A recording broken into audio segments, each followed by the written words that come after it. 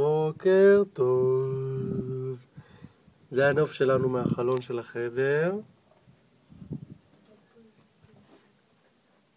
זה החדר שלנו. אוי, מי זה? ילד, מה אתה עושה פה?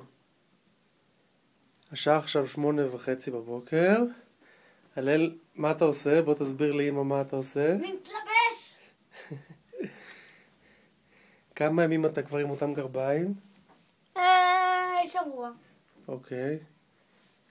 בסדר, הנה זה החדר שלנו. מסודר. בואו נלך למקלחת, להראות המקלחת. כן, שירותים. דוש. יש פה דוש.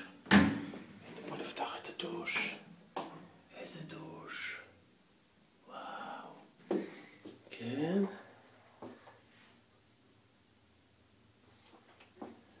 וזה מחמם המגבות. אנחנו נראה. זה בעצם כמו תנור כזה. כן, זה תנור.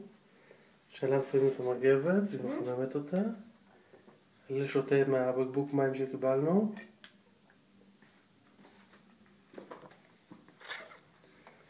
זו דלת שמובילה לשום מקום. היא מובילה לעוד דלת. הנה.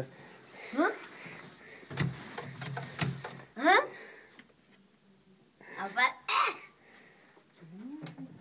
הלל, מה עכשיו אתה שם? בוא תראה לי אמא מה אתה שם עכשיו. הלל? אני רוצה לדעת מה יש בדלת הזאת. אין בה כלום, כי היא דלת של חדר אחר. באמת? כן, בוא תשים מכנסיים, תראה לי אמא איך אתה מתלבש. אוקיי. לאמא ולליבי.